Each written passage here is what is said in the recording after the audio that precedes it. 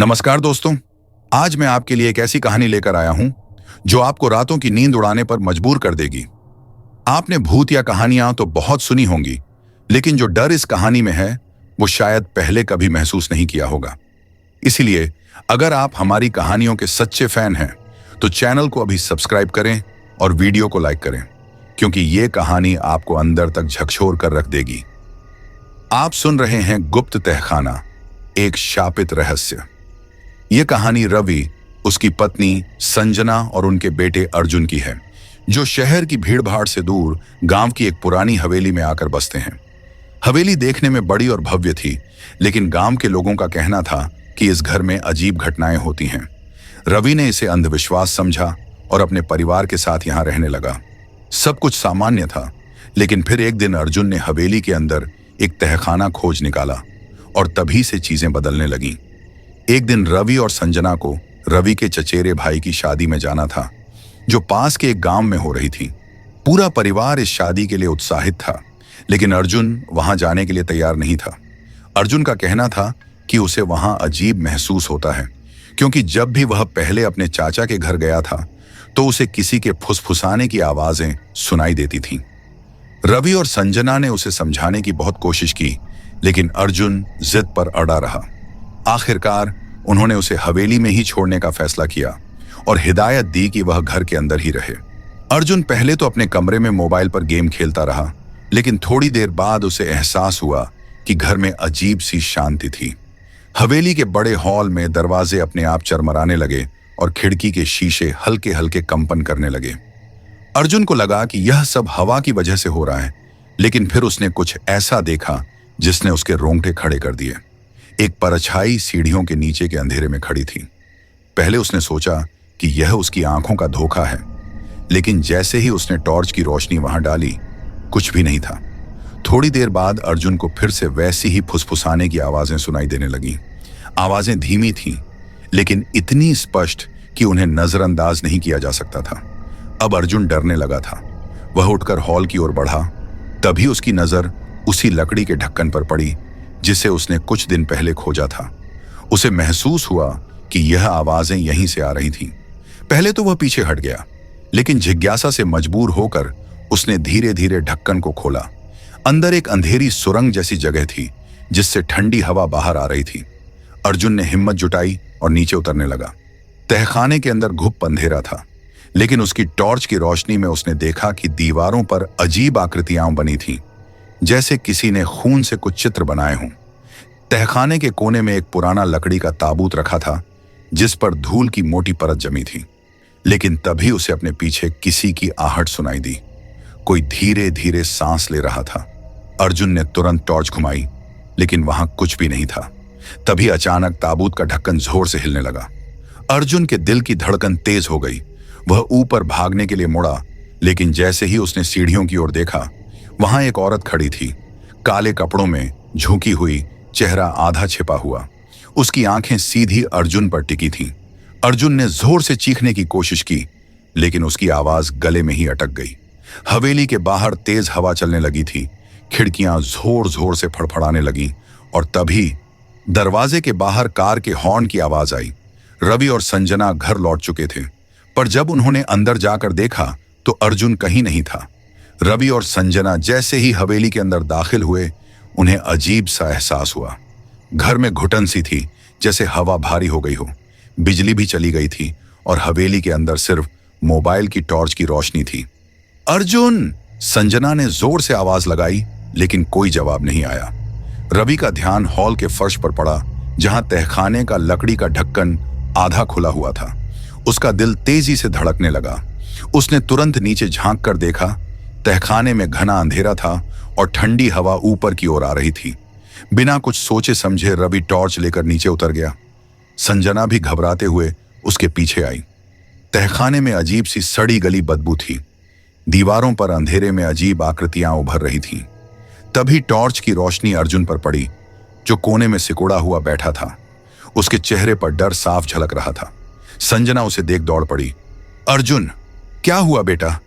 लेकिन अर्जुन की नजरें अभी भी सामने खाली जगह को घूर रही थीं।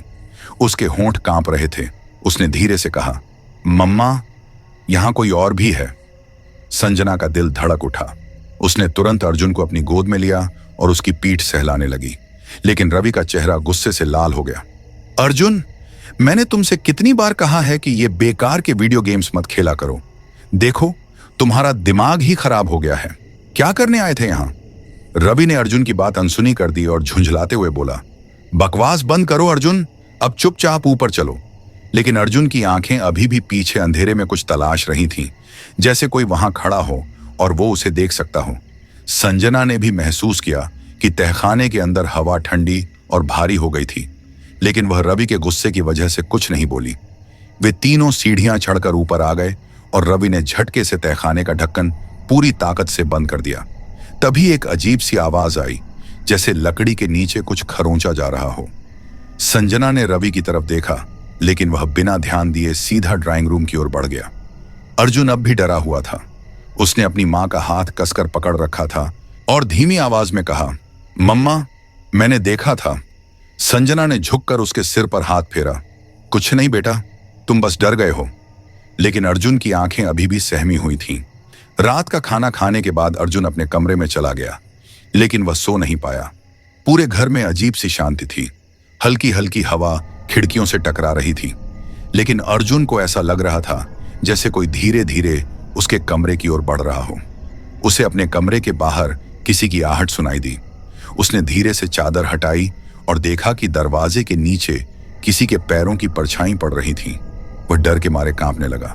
पापा, उसने धीरे से आवाज लगाई। कोई जवाब नहीं आया। परछाई हिल भी नहीं रही थी, बस दरवाजे के नीचे जमी हुई थी, जैसे कोई बाहर खड़ा हो और अंदर झांक रहा हो। अर्जुन ने डरते हुए धीरे से दरवाजे के पास जाकर कान लगाया। बाहर से बहुत हल्की आवाज आ रही थी, कोई फुसफुसा रहा था। अर्जुन का दिल जोर जोर से धड़कने लगा। उसने हिम्मत करके दरवाजा खोला, लेकिन वहां कोई नहीं था। कमरे से बाहर निकलते ही उसे एहसास हुआ कि घर की हवा और ज्यादा ठंडी हो चुकी थी। उसने सोचा कि शायद पापा मम्मी सो चुके हैं, लेकिन फिर भी वह हॉल की ओर बढ़ा। तभी उसे महसूस हुआ कि तहखाने का ढक्कन हल्का सा खुला हुआ था। यह देखकर उसका डर और बढ़ गया। वह धीमे कदमों से तहखाने के पास गया और अंदर झांकने लगा। अंधेरे में कुछ भी साफ नहीं दिख रहा था, लेकिन उसे लगा जैसे वहां कोई था, कोई जो धीरे धीरे सांस ले रहा था। अचानक तहखाने के अंदर से टिक टिक टिक की आवाज आई, जैसे किसी ने लकड़ी पर नाखून रगड़े हों। अर्जुन तेजी से पीछे हटा, लेकिन तभी उसे किसी ने पीछे से पुकारा, अर्जुन। आवाज इतनी धीमी थी कि मानो हवा में घुल रही हो, लेकिन वह एकदम जानी पहचानी लगी। अर्जुन ने धीरे से गर्दन घुमाई और देखा कि हॉल के कोने में अंधेरे में कोई खड़ा था। लंबी छाया, झुकी हुई काया और सिर हल्का झुका हुआ। अर्जुन की सांसें अटक गईं। उसकी टॉर्च अब भी तहखाने की ओर थी, लेकिन जब उसने टॉर्च घुमाकर कोने में रोशनी डाली, वहां कुछ नहीं था। परछाई गायब हो चुकी थी। अर्जुन घबराकर पीछे हटने लगा, लेकिन तभी तहखाने का ढक्कन पूरी तरह खुल गया और अंदर से ठंडी हवा का झोंका उठा। ऐसा लग रहा था जैसे कोई बहुत तेजी से सांस ले रहा हो। फिर अचानक एक झटके में तहखाने के अंदर अंधेरा और गहरा हो गया और अर्जुन को ऐसा महसूस हुआ जैसे किसी ने उसे अंदर खींच लिया हो। उसने जोर से चीखने की कोशिश की, लेकिन उसकी आवाज उसके गले में ही घुट कर रह गई। हॉल की सारी लाइटें बुझ गईं और हवेली के अंदर सिर्फ एक आवाज गूंज रही थी, अब मैं आजाद हूं। सारी लाइटें बंद हो चुकी थीं। हवेली में घना अंधेरा छा गया था। अर्जुन का शरीर कांप रहा था। उसे लग रहा था जैसे किसी ने उसे जकड़ लिया हो। ठंडी हवा उसकी गर्दन से टकरा रही थी। उसकी आंखें फटी रह गईं। जब उसने महसूस किया कि तहखाने के अंदर से कुछ सरकने की आवाज आ रही है, वह हिल भी नहीं पा रहा था। ऐसा लग रहा था जैसे उसके पैर जमीन में जड़ हो गए हों। उसकी सांसें तेज चल रही थीं। तभी उसे अपने पीछे किसी की हल्की हल्की सांसों की आवाज सुनाई दी।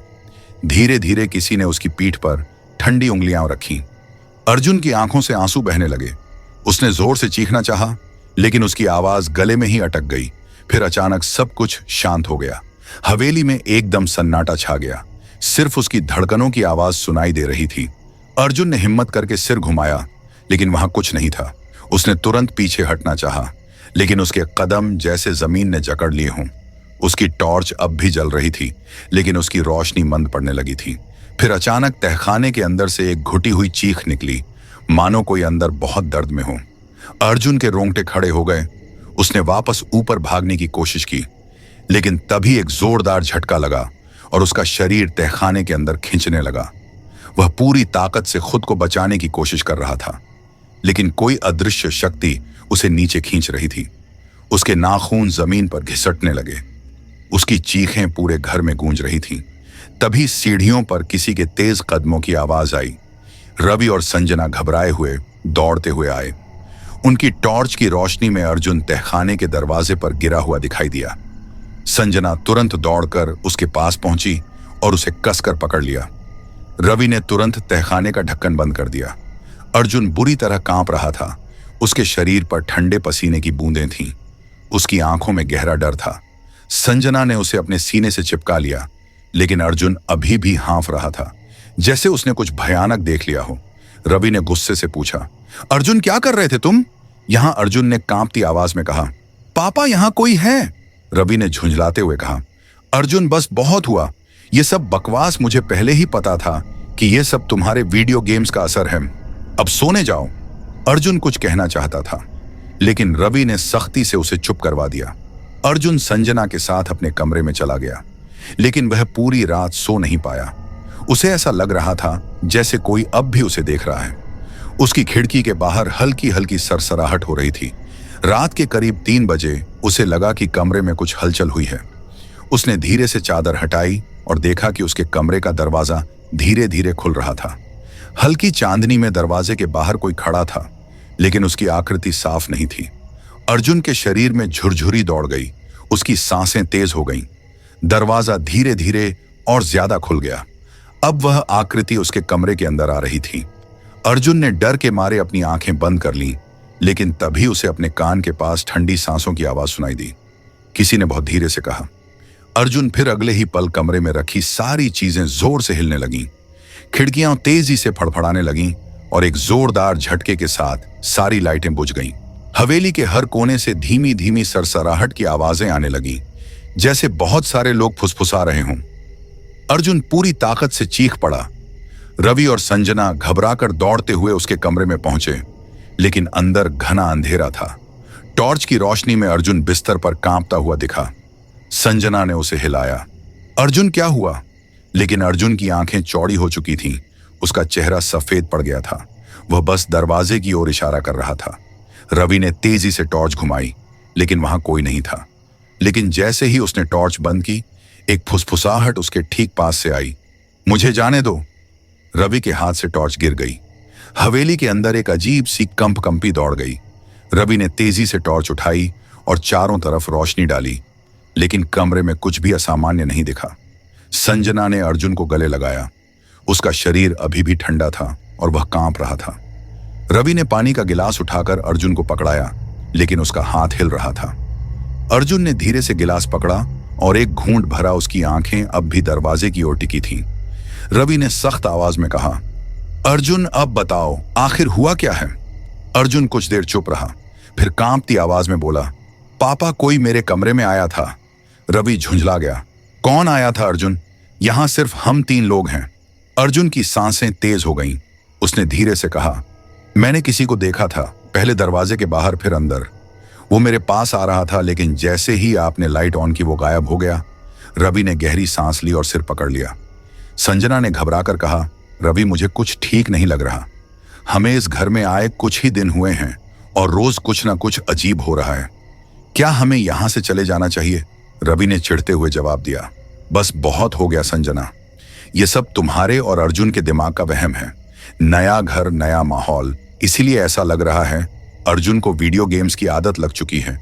ये सब उसी का असर है। संजना कुछ बोलने ही वाली थी कि अर्जुन अचानक तेज आवाज में बोला, पापा मैं झूठ नहीं बोल रहा, मुझे किसी ने छुआ था। रवि ने अर्जुन की तरफ देखा। उसकी आंखों में डर साफ नजर आ रहा था। वह ये सब बना नहीं सकता था। संजना ने धीमी आवाज में कहा, रवि प्लीज हमें कुछ करना होगा। रवि ने लंबी सांस ली और अर्जुन के सिर पर हाथ फेरते हुए बोला, ठीक है बेटा, कल सुबह हम इस बारे में सोचेंगे। अभी तुम सोने की कोशिश करो। संजना ने अर्जुन को धीरे से लिटाया और उसके सिर पर हाथ फेरने लगी। थोड़ी देर बाद उसकी आंखें बंद होने लगी।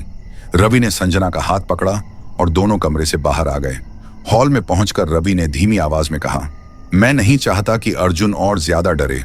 हम यहां अभी नए हैं, शायद ये सब हमारे मन का वहम हो सकता है, लेकिन अगर कुछ और अजीब हुआ तो हम कुछ सोचेंगे। संजना कुछ कहने ही वाली थी कि किचन की तरफ से हल्की आवाज आई। रवि ने तुरंत टॉर्च की रोशनी उधर डाली, मगर कुछ नहीं दिखा। वह धीरे से किचन की ओर बढ़ा। जैसे ही उसने किचन में कदम रखा, उसे लगा जैसे कोई उसकी मौजूदगी महसूस कर रहा था। उसने धीमे से कहा, कौन है? लेकिन कोई जवाब नहीं आया। अचानक उसके ठीक पीछे रखी कुर्सी खुद ही खिसक गई। रवि का दिल तेज धड़कने लगा। वह तेजी से हॉल में वापस आया और संजना का हाथ पकड़कर बोला, हमें कल ही कुछ करना होगा, यहां कुछ ठीक नहीं है। रात भर हवेली में अजीब सन्नाटा छाया रहा। खिड़कियों पर हल्की हवा टकराती रही और छत से कुछ सरकने की आवाज आती रही। अगले दिन सुबह रवि ने गांव के एक बुजुर्ग से मिलने का फैसला किया, जो इस हवेली के बारे में सब कुछ जानते थे। वह बुजुर्ग एक छोटे से मंदिर के पास बैठे थे। रवि ने उन्हें नमस्ते किया और पूछा, बाबा, क्या आप इस हवेली के बारे में कुछ जानते हैं? बुजुर्ग ने उसकी तरफ देखा। उनकी आंखों में एक अजीब सी गहराई थी। उन्होंने धीरे से कहा, बेटा, तुमने तहखाना खोल दिया ना? रवि के शरीर में ठंडी लहर दौड़ गई। उसने चौंक कर पूछा, आपको कैसे पता? बुजुर्ग ने लंबी सांस ली और बोले, बेटा, इस हवेली का इतिहास बहुत पुराना है। सालों पहले यहां एक जमींदार रहता था। उसकी बेटी अचानक गायब हो गई थी। कहते हैं कि उसने खुद को इस हवेली के तहखाने में बंद कर लिया था और फिर कभी बाहर नहीं आई। लोगों का मानना था कि वह किसी के बुलाने का इंतजार कर रही थी और शायद तुमने ही उसे जगा दिया है। रवि का सिर चकराने लगा। वह तेजी से घर की ओर भागा, लेकिन जब वह हवेली के दरवाजे पर पहुंचा तो अंदर से अर्जुन की चीख सुनाई दी। रवि के पैरों तले जमीन खिसक गई। उसने बिना कुछ सोचे दरवाजे को धक्का दिया और अंदर भागा। संजना पहले ही सीढ़ियों पर खड़ी थी। उसका चेहरा घबराया हुआ था और वह तेज आवाज में अर्जुन को पुकार रही थी। रवि ने तेजी से पूरे हॉल में नजर दौड़ाई, लेकिन अर्जुन कहीं नहीं दिखा। फिर अचानक ऊपर के कमरे से कुछ गिरने की तेज आवाज आई। वह और संजना सीढ़ियां चढ़ते हुए ऊपर की ओर भागे। अर्जुन का कमरा अंदर से बंद था। रवि ने जोर से दरवाजा पीटते हुए कहा, अर्जुन, दरवाजा खोलो। लेकिन अंदर से कोई जवाब नहीं आया। फिर एकदम से कमरा अंदर से हिलने लगा। ऐसा लग रहा था जैसे कोई भारी चीज जमीन पर पटक रहा हो। संजना रोने लगी। रवि ने पूरी ताकत से दरवाजे को धक्का मारा। दरवाजा जोर से खुला और अंदर का नजारा देखकर उनके होश उड़ गए। कमरा पूरी तरह अस्त व्यस्त था। फर्श पर अर्जुन कोने में बैठा हुआ था। उसकी पीठ दीवार से टिकी थी। उसका चेहरा सफेद पड़ा था। उसकी आंखें खुली हुई थीं, लेकिन उनमें कोई भाव नहीं था, जैसे वह किसी गहरे डर में डूबा हो। दीवारों पर खरोंच के निशान थे, जैसे किसी ने नाखूनों से दीवार को खुरच दिया हो। संजना दौड़कर अर्जुन के पास पहुंची। उसने उसे झकझोरते हुए कहा, अर्जुन, क्या हुआ बेटा? उठो। लेकिन अर्जुन की आंखें अभी भी एक ही जगह टिकी हुई थीं। वह छत के कोने की ओर देख रहा था। रवि ने अर्जुन की नजरों का पीछा किया और उसकी रीढ़ में ठंडक दौड़ गई। छत के कोने में अंधेरा था, लेकिन वहां कोई परछाई सी हिल रही थी, जैसे कोई खड़ा होकर उन्हें देख रहा हो। रवि ने जल्दी से अर्जुन को गोद में उठाया और संजना का हाथ पकड़कर कमरे से बाहर निकला। सीढ़ियों से नीचे उतरते समय अर्जुन की सांसें तेज चलने लगीं और उसने कमजोर आवाज में कहा, पापा, वो अभी भी हमें देख रहा है। संजना डर से कांप रही थी। रवि तेजी से उसे लेकर नीचे आया और दरवाजा बंद कर दिया। संजना ने कांपते हुए पूछा, रवि, ये क्या हो रहा है? अर्जुन की ऐसी हालत क्यों हो गई? रवि ने कोई जवाब नहीं दिया। उसने अपने मोबाइल से गांव के बुजुर्ग को फोन लगाया और कहा, बाबा, कृपया हवेली पर आ जाइए। अर्जुन की हालत बहुत खराब है। फोन के दूसरी तरफ कुछ देर चुप्पी रही। फिर बाबा ने धीमे से कहा, बेटा, उसे अभी उस घर से बाहर निकालो, बहुत देर हो चुकी है। रवि ने संजना की ओर देखा और कहा, हमें अर्जुन को बाहर ले जाना होगा। वे तीनों बाहर जाने के लिए दरवाजे की ओर बढ़े, लेकिन जैसे ही रवि ने दरवाजा खोला, तेज हवा का एक झोंका आया और दरवाजा जोर से खुद ही बंद हो गया। हवेली के अंदर अजीब सी गूंजने वाली आवाज आने लगी। फर्श कंपन करने लगा और अचानक सभी खिड़कियां अपने आप खुल गईं। पर्दों ने अजीब सी सरसराहट की और हवा में धीमी फुसफुसाहट गूंजने लगी, जैसे बहुत से लोग धीरे धीरे कुछ बड़बड़ा रहे हों। अर्जुन का शरीर अचानक कांपने लगा। उसकी आंखें पूरी सफेद हो गईं और उसने बहुत धीमी मगर गहरी आवाज में कहा, अब तुम लोग नहीं जा सकते। उसकी आवाज इतनी भारी थी कि रवि और संजना के रोंगटे खड़े हो गए। रवि ने तुरंत अर्जुन को कसकर पकड़ लिया, लेकिन अर्जुन के शरीर में अजीब सा कंपन हो रहा था, जैसे कोई और उसमें समा रहा हो। संजना रोते हुए बोली, अर्जुन को क्या हो रहा है? रवि बाबा को बुलाओ।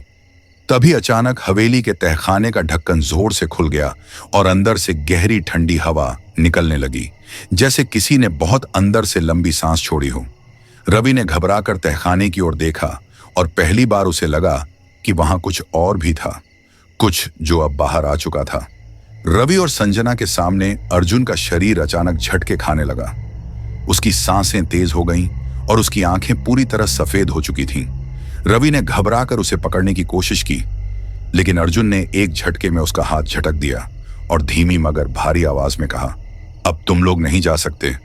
उसकी आवाज इतनी अजनबी थी कि संजना के पैरों तले जमीन खिसक गई। रवि को समझ नहीं आ रहा था कि यह उसका बेटा बोल रहा था या कोई और। अर्जुन का शरीर अकड़ने लगा और उसकी गर्दन धीरे धीरे एक तरफ झुक गई। उसने संजना की ओर देखा और मुस्कुराया, लेकिन वो मुस्कान अर्जुन की नहीं थी। उसमें एक अजीब सा डरावना भाव था, जैसे कोई बहुत पुरानी आत्मा उसे देख रही हो। संजना कांपते हुए पीछे हट गई, लेकिन अर्जुन ने आगे बढ़कर उसका हाथ पकड़ लिया। उसका स्पर्श बर्फ की तरह ठंडा था। संजना चीख पड़ी, लेकिन अर्जुन ने उसकी कलाई और कसकर पकड़ ली। उसकी आंखें चमकने लगीं और उसने गहरी आवाज में कहा, तुम लोगों ने मुझे जगा दिया है, अब ये घर मेरा है और अर्जुन भी। रवि ने पूरी ताकत से अर्जुन को पीछे धकेला, लेकिन अर्जुन की पकड़ इतनी मजबूत हो चुकी थी कि उसे छुड़ाना मुश्किल था। तभी अचानक हवेली की सारी लाइटें एक साथ जलने बुझने लगीं। खिड़कियां जोर जोर से फड़फड़ाने लगीं और हवा में वही अजीब सी फुसफुसाहट गूंजने लगी। रवि ने देखा कि दीवारों पर हल्की परछाइयां बनने लगी थीं, जैसे कोई अदृश्य ताकत उन पर चल रही हो।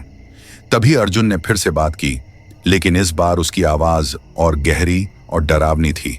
उसने धीरे धीरे कहा, तुम लोग यहां से भाग नहीं सकते। अब मैं इस घर का हिस्सा बन चुका हूं और अब ये घर भी तुम लोगों का नहीं रहा। ये सुनते ही संजना जोर से रोने लगी। रवि ने हिम्मत जुटाकर अर्जुन को झकझोरा और जोर से कहा, अर्जुन, ये तुम नहीं हो, लड़ो बेटा, लड़ो इससे। लेकिन अर्जुन जोर से हंसा। उसकी हंसी पूरे घर में गूंजने लगी और दीवारों पर लगे सभी शीशे अचानक खुद ही छटकने लगे। रवि को समझ नहीं आ रहा था कि वह क्या करे। तभी अचानक अर्जुन के शरीर में झटके आने लगे और वह जमीन पर गिर पड़ा। उसका शरीर अजीब तरीके से मुड़ने लगा और वह जोर से चीखने लगा। उसकी चीख इतनी दर्दनाक थी कि संजना ने डर के मारे अपनी आंखें बंद कर लीं। तभी तहखाने से ठंडी हवा का एक और झोंका आया और उसके साथ ही एक लंबी परछाई सीढ़ियों की तरफ बढ़ने लगी। रवि ने देखा कि परछाई धीरे धीरे आकार लेने लगी थी, लेकिन पूरी तरह नहीं दिख रही थी। अचानक अर्जुन की चीख बंद हो गई। उसने धीरे से सिर उठाया। उसकी आंखों में अब चमक नहीं थी। उसने बहुत धीमे स्वर में कहा, पापा बचाओ। ये सुनते ही रवि और संजना दौड़कर उसके पास पहुंचे, लेकिन तभी अर्जुन के चेहरे पर फिर से वही डरावनी मुस्कान आ गई और उसने सिर झटका। रवि और संजना ने घबराकर पीछे हटने की कोशिश की, लेकिन तभी अर्जुन ने बहुत धीमी मगर तीखी आवाज में कहा, अब बहुत देर हो चुकी है। हवेली के हर कोने से सरसराहट की आवाजें आने लगीं, जैसे कई सारी परछाइयां जाग चुकी थीं। रवि और संजना के सामने अर्जुन का चेहरा धीरे धीरे विकृत होने लगा। उसकी मुस्कान गहरी होती जा रही थी और उसकी आंखों में अब कोई भाव नहीं था। हवेली के हर कोने से सरसराहट और फुसफुसाहट की आवाजें तेज होने लगीं। खिड़कियां जोर जोर से बजने लगीं और घर की दीवारों पर काली परछाइयां उभरने लगीं, जैसे कुछ अनदेखी शक्तियां अब पूरी तरह जाग चुकी थीं। रवि ने अर्जुन को पकड़ने की कोशिश की, लेकिन उसकी पकड़ से पहले ही अर्जुन का शरीर जमीन से ऊपर उठने लगा, जैसे किसी अदृश्य ताकत ने उसे जकड़ लिया हो। उसकी गर्दन धीरे धीरे पीछे की ओर झुकने लगी और उसकी आंखें पूरी तरह सफेद हो गईं।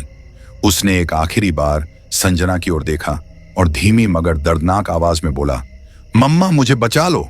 संजना चीख पड़ी और उसे पकड़ने के लिए आगे बढ़ी, लेकिन जैसे ही उसने अर्जुन का हाथ छुआ, उसकी त्वचा बर्फ की तरह ठंडी थी और अगले ही पल अर्जुन की पूरी देह एक जोरदार झटके के साथ हवा में उछल गई और फिर जमीन पर गिर गई। उसकी आंखें खुली की खुली रह गईं, लेकिन उसमें अब कोई हलचल नहीं थी। रवि और संजना की चीख पूरे घर में गूंज गई।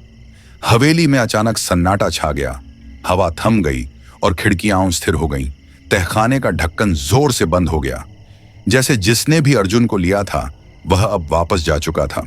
संजना ने जोर से अर्जुन को हिलाया, लेकिन वह अब नहीं रहा। उसकी नजरें अब भी छत की ओर टिकी थीं, लेकिन उसकी सांसें हमेशा के लिए थम चुकी थीं। संजना के मुंह से कोई आवाज नहीं निकली, बस उसकी आंखों से लगातार आंसू बहते रहे।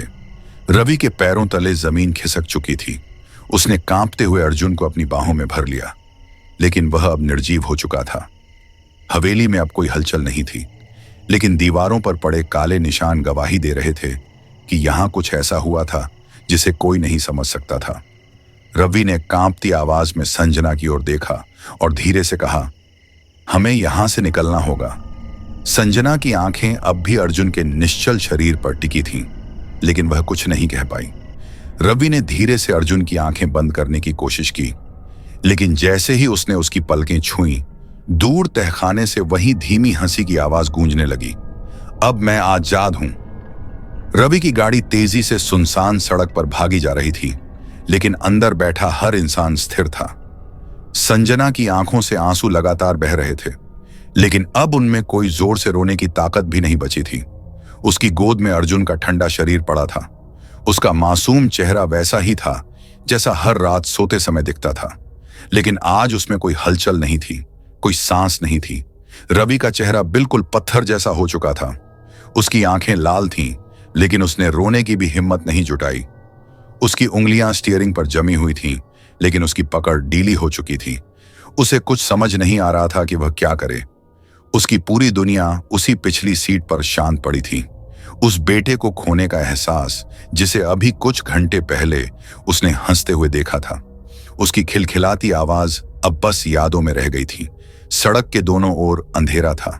गाड़ी की हेडलाइट के अलावा कुछ भी दिखाई नहीं दे रहा था, लेकिन रवि को महसूस हो रहा था कि उसकी जिंदगी में अब अंधेरे के अलावा कुछ बचा ही नहीं था। एक पल के लिए उसे लगा कि अगर वह गाड़ी रोक दे तो शायद वक्त भी वहीं रुक जाएगा, लेकिन वक्त कभी किसी के लिए नहीं रुकता। संजना ने धीरे से अर्जुन के ठंडे हाथ को पकड़ लिया। उसकी उंगलियां अब भी वैसी ही थीं जैसी हमेशा रहती थीं, लेकिन उनमें अब कोई गर्मी नहीं थी। संजना ने कांपते हुए उसके सिर पर हाथ फेरा, जैसे वो हर रात उसे सुलाने के लिए किया करती थी। लेकिन आज अर्जुन नहीं हिला, उसकी सांसें नहीं फड़फड़ाईं। उसका बदन वैसे ही पड़ा रहा जैसे कोई गुड़िया हो। उसकी आंखों से आंसू टपकते रहे, लेकिन वह कुछ बोल नहीं पाई। रवि ने एक नजर पीछे देखा और पहली बार उसकी आंखों से आंसू गिर पड़े। वो हमेशा अपने परिवार का सहारा रहा था, हमेशा मजबूत बना रहा था, लेकिन आज उसकी सबसे बड़ी ताकत ही उससे छिन गई थी। उसकी उंगलियां स्टीयरिंग पर कांपी, उसकी सांसें तेज होने लगीं। उसे अचानक से लगने लगा कि वह अब और गाड़ी नहीं चला सकता। सड़क पर अचानक एक धुंध छा गई थी, या शायद यह धुंध उसकी आंखों के सामने ही आ रही थी। वह गाड़ी रोकना चाहता था, लेकिन उसे एहसास हुआ कि उसके पास अब रोकने के लिए कुछ भी नहीं बचा था। संजना ने धीरे से सिर उठाया और पहली बार उसने टूटी हुई आवाज में कहा, रवि, अर्जुन वापस नहीं आएगा ना? उसकी आवाज में एक ऐसी उम्मीद थी जो मरते मरते भी सांसें ले रही थी, लेकिन रवि जानता था कि यह उम्मीद अब सिर्फ तकलीफ देगी। उसने कुछ नहीं कहा। उसकी उंगलियां और कस गईं, लेकिन उसका गला बंद हो गया। सड़क अब धीरे धीरे शहर की तरफ आ रही थी। हल्के हल्के स्ट्रीट लाइट्स दिखने लगी थीं, लेकिन रवि को लग रहा था जैसे उसकी दुनिया वहीं हवेली में कहीं पीछे छूट गई थी। शायद हमेशा के लिए। हवा में अब भी एक सन्नाटा था, लेकिन उस सन्नाटे में कहीं अर्जुन की हंसी गूंज रही थी। उसके पापा पापा कहने की आवाज उसके कानों में अभी भी थी, लेकिन वो सिर्फ याद बनकर रह गई थी। रवि ने गहरी सांस ली और सड़क की ओर देखा। उसकी आंखों से आंसू बह रहे थे, लेकिन उसने उन्हें पोंछा नहीं, क्योंकि अब रोने से कुछ बदलने वाला नहीं था। हवेली अब भी वहां खड़ी थी, जैसे किसी और परिवार के आने का इंतजार कर रही हो, लेकिन रवि और संजना के लिए वो घर अब एक बुरा सपना था, एक ऐसा सच जिसे वे चाहकर भी भूल नहीं सकते थे। उनकी दुनिया उजड़ चुकी थी और अब उनके पास बस यादें बची थीं। लेकिन सबसे ज्यादा दर्द इस बात का था कि अगली सुबह भी आएगी, सूरज भी निकलेगा, दुनिया भी चलेगी, लेकिन उनकी दुनिया वहीं उस अंधेरे तहखाने में हमेशा के लिए दफन हो चुकी थी। गाड़ी शहर की ओर बढ़ती रही, लेकिन अंदर बैठे दो लोग पूरी तरह खाली हो चुके थे। संजना अब भी अर्जुन को अपनी गोद में थामे हुए थी, जैसे उसे यकीन ही नहीं हो रहा था कि वो अब नहीं रहा।